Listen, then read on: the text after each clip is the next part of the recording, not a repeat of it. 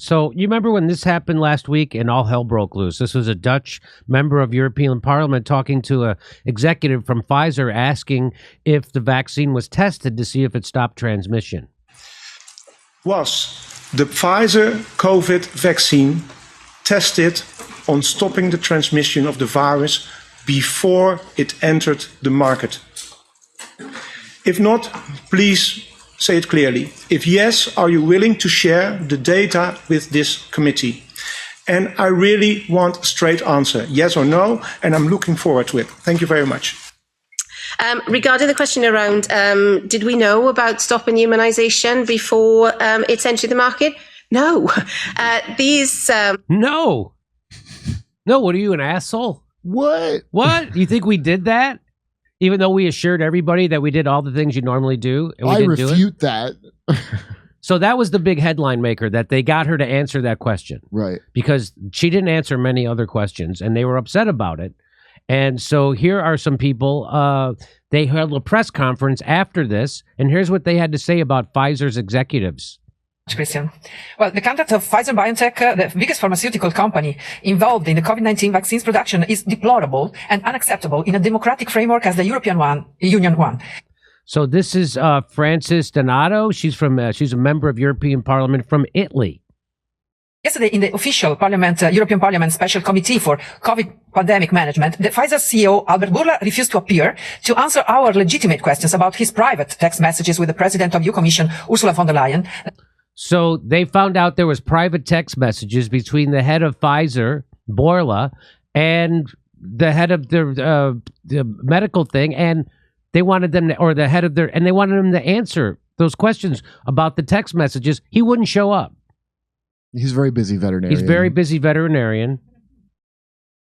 Have already been considered to be irregular, according to the Transparency EU regulation, by the EU Ombudsman and the EU Court of Auditors. So they've already had a couple of establishment organizations inside their government find out that their transparency has been violated. They have these transparency regulations, and Pfizer's violating them. Okay, but $100 billion buys you a lot of politicians. He has sent Mrs. Small in his place, who has not answered the most important questions that our special committee has addressed to her. So he sent that blonde woman, so the head of Pfizer wouldn't show up to talk about his text messages. So he sent that blonde woman who you just saw, Janine Smalls, and she wouldn't answer most of their questions either. Regarding the company's price policy, the release of clinical trials reports, adverse effects, and other issues concerning the safety and efficacy of Pfizer-BioNTech vaccines. So all those questions she wouldn't answer. All that stuff she just said.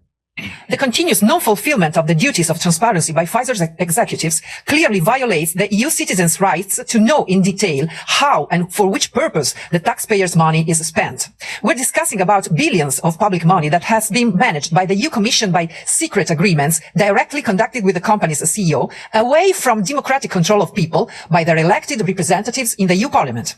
The refusal by President von der Leyen to disclose the content of their text messages first, and the denial by Mr. Bourla to appear in front of the Parliament then, followed by the reticent behavior of Mrs. Small yesterday, casts concerning shadows on the legitimacy of the entire contract award process, leaving suspicion of corruption to emerge. Besides all of this, in all the discussions held yesterday and in previous auditions in COVID committee, all representatives of big pharmaceutical companies have shown a position that emphasizes the permanent threat for people's health given by the COVID pandemic, disregarding public and clear evidence about the mild symptoms given by the latest versions of SARS-CoV-2 virus currently circulating, thanks to which the emergency phase is officially over in all countries. Actually, Mrs. Small yesterday needed to announce a possible new variant being more aggressive as well as more contagious, disregarding any scientific literature, assessing that such evolution of a virus in nature is just impossible. So she's saying that the head of the Pfizer executive was disregarding science, disregarding contradictory stuff, disregarding everything. Okay. The misuse of communication, falsely cloaked in scientific truth, is just disgusting and misleading. Joined with this inexcusable lack of transparency, it has the only outcome of destroying any trace of trust in the whole scientific community by European people. I think that companies who behave this way should be banned by the lobbies allowed to enter the Parliament and the Commission, and that further investigation is needed by competent authorities to let the truth come to light and to secure the full right of the EU citizens to transparency and public interest-oriented EU policies. Thank you very much. So some politicians in Europe are standing up to Big Pharma. Nobody in the United States, not one politician is standing up to Big Pharma. Not one. Not one. Do you need any more proof of how corporate captured your government is and why you still don't have health care and it's 2022? Why you still don't have a living wage and it's 2022? Why we still have homeless people under every bridge in every big city in this country and we're sending $100 billion to the most corrupt country in Europe and we can't fix our own problems? We don't have clean water in Chicago, in Flint, in Jackson. We can't get anything done in this country. But we can give $100 billion to Big Pharma. We can get that done right away. We're completely corrupted. The gears, as Chris Hedges says, the gears of government they've seized up. They only work if it's greased with corruption. And that's why we can't fix homelessness. That's why we can't give you health care. That's why we can't give you a health care that doesn't bankrupt you. That's why we can't take care of the homelessness. It's crazy what we're doing in this country. We can't give you a living wage. So there's more. Now here's a guy from Romania. Here's what he has to say. He wants to know about the contracts. So he wants the Pfizer. Watch what they gave him documents. They gave him the contracts, but they blacked them all out. Watch this. That we are all asking after we found out that the CEO of Pfizer, Albert Bourla, pulled out. Interesting thing is, a few weeks ago, the CEO of Moderna. We were criticizing these pharma companies, for being or for lacking transparency. But at least the CEO of Moderna had the courage, I would say, to come and answer questions. Yeah, he did not answer all the questions that we asked, but at least he was present here and was faced with all these questions that all of my colleagues asked. So obviously, when we found out that the CEO of Pfizer decided not to come and answer questions, this is not an inquiry committee. So he was not bound by law to come and, he was not on record, he was not facing any criminal punishments in case he's lying in front of this committee. But even in that case, he refused to come and answer some concrete and specific questions. Questions that I think all of us and all of you have. And the first question is, what exactly in these contracts? What are they hiding exactly? I mean, in the previous press conferences, I showed you some of the pages, from these contracts. This is how they were disclosed to us and to the public and to the press. Obviously, after some of us and some of the great journalists print it out? That's so these are politicians, the rulers in Europe. They ask a company who wants to sell drugs in their country for the contract that you have with their government, and that's what they send them. Does the government not get a copy of it too? What are the contracts signed between the European Commission and these pharmaceutical companies? So this is how they disclose the contracts. Over 100 pages. Every contract with Pfizer, with Moderna, tens of pages of those contracts were blacked out. So yesterday when we asked, I was the one asking, and some of my colleagues asked, when are they going to fully release these contracts? The representative of Pfizer, who was sent to replace the CEO of Pfizer, said that they can't fully disclose these contracts because they have some commercial secrets over there, and they have to protect their interests. I'm asking you, what about the interests of our people? What about the interests of the Europeans whose money was spent or wasted, I would say now, to buy these medical products that are not providing what they were marketed for? Because what we found out yesterday, when one of my colleagues asked if they tested, in this case Pfizer, if Pfizer tested, if their medical product is stopping the spread of the virus, we were shocked to find out yesterday that they haven't tested their vaccine to see if it's stopping the spread of the virus.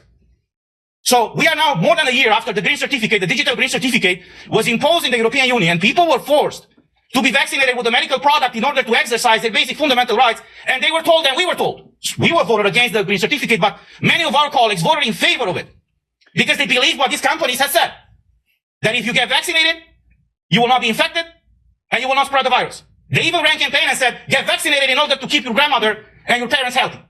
And we find out now, after more than a year, that when they requested the special marketing authorization, they haven't tested the vaccine to see if it's stopping the spread of the virus.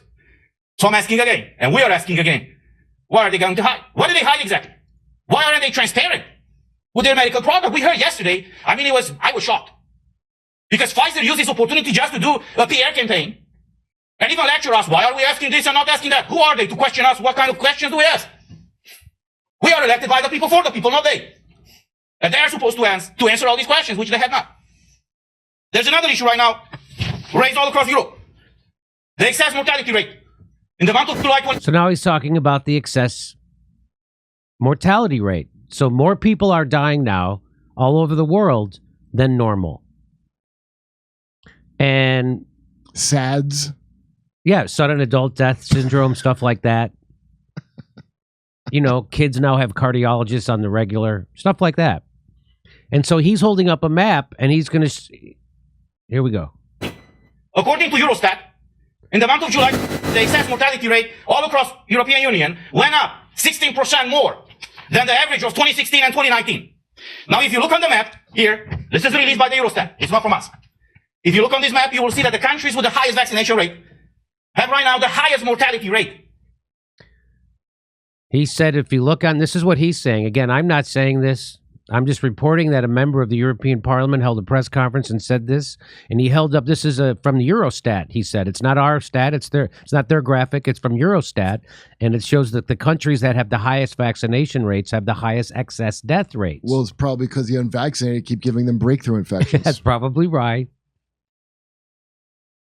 So obviously we ask, is there a connection between being vaccinated and having a higher mortality rate? Everybody's avoiding answering this, I would say, logical question. So he's saying that everyone's avoiding answering that question and that the people from Pfizer won't answer these questions. And again, I have to tell you because of YouTube that I'm not saying this. I'm just reporting that this guy's saying that Yeah. the vaccines do slow the transmission and contraction of the virus, and they will keep you from getting severely ill or death. And the vaccines, the COVID-19 vaccines, are fantastic.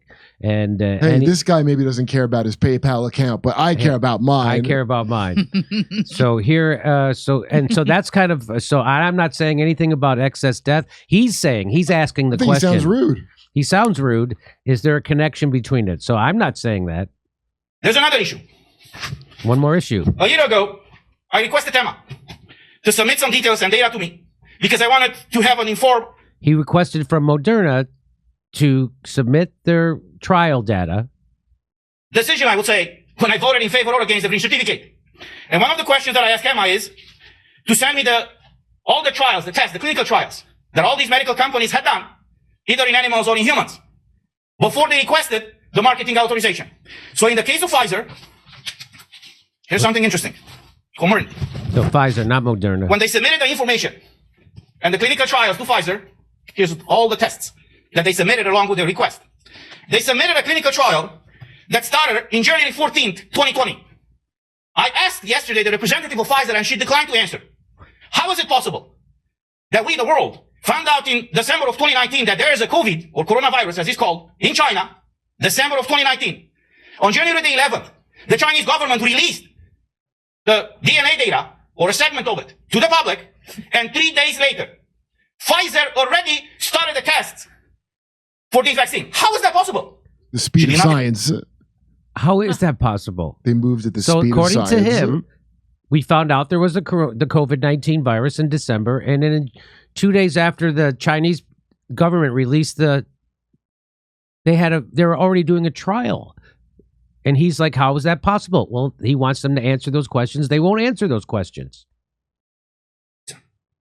In the case of Moderna, and I've asked the CEO of Moderna 2-3 weeks ago when he was here, they submitted trials since 2017.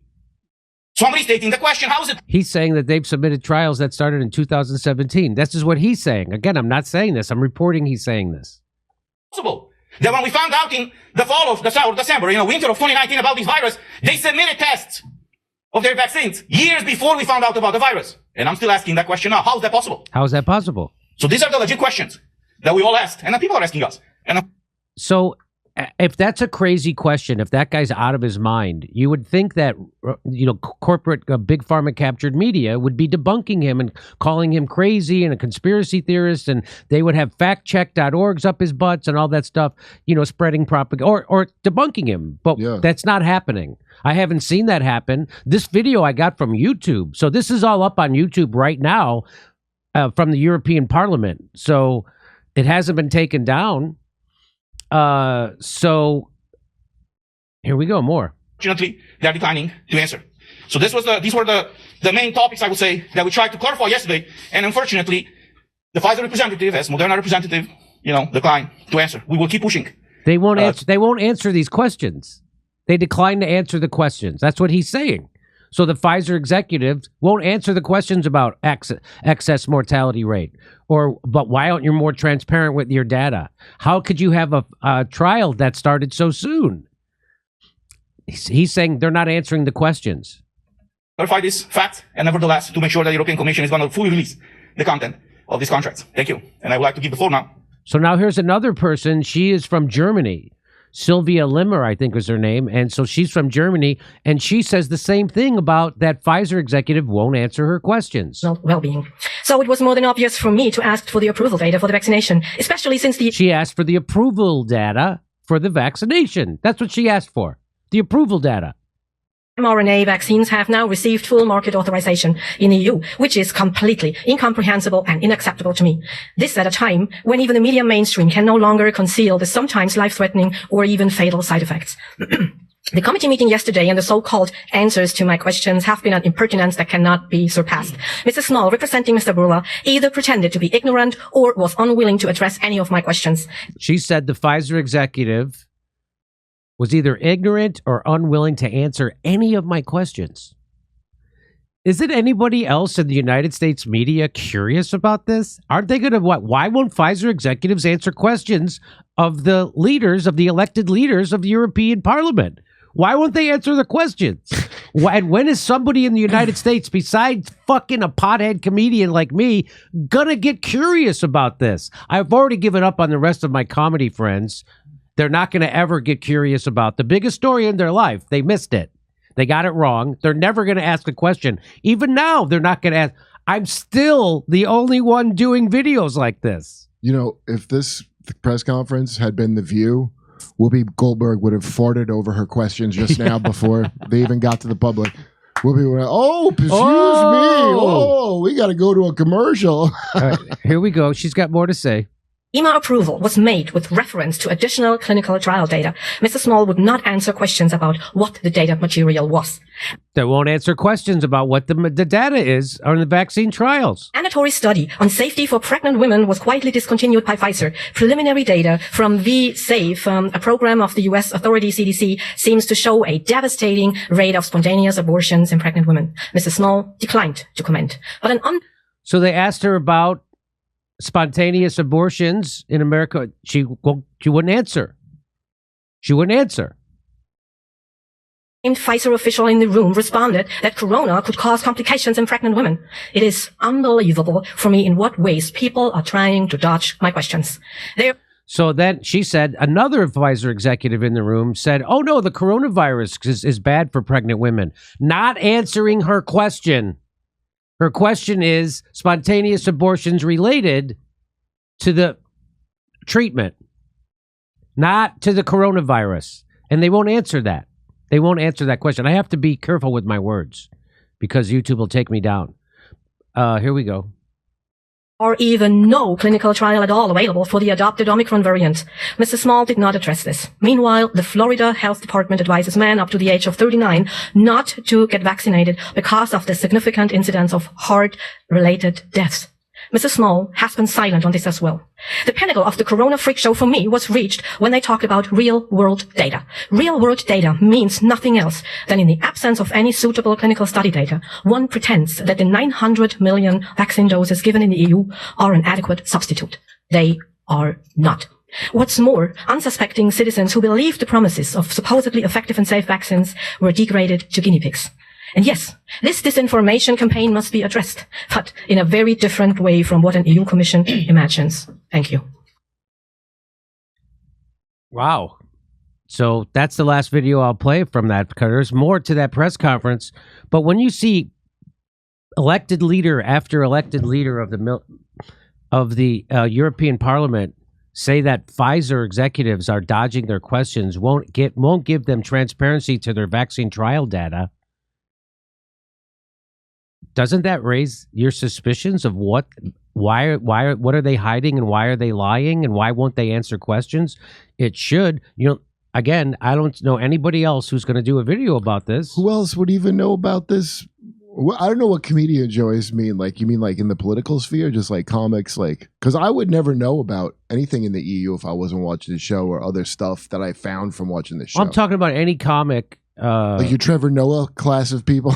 Or any comic who has a YouTube show or any comic in his act. Or they're not getting nothing. They don't know anything about any of this. No. And on regular, like in America, you're just watching TV commercials. It's like you should see politicians here all talking about this. It'd just be like one Rand Paul grilling Fauci on one thing. This is like a massive thing. Yeah. I don't even know how that's not. Well, I mean, I guess I do now. Brought to you by Pfizer. So again, I want to just say I'm just reporting on this. I'm not saying anything about the vaccines except that they do slow the transmission and contraction of the virus, and they keep you out of the hospital, and they keep you from getting severe death. And I'm not giving medical advice, and I'm not contradicting the CDC or the FDA or any of that stuff. I won't even contradict Joy Behar. I'm not even contradicting Joy Behar at this point. I'm just reporting on this. So there you go. And hopefully YouTube doesn't take down the show. Hey, we're going to see you in Miami, West Palm Beach, Denver, Palm Springs, Austin, Burbank. That's right, the Saturday after Thanksgiving here in Burbank, and lots of dates in Los Angeles in December. Go to jimmydorcomedy.com for a link for all our tickets and join our premium program when you go there too.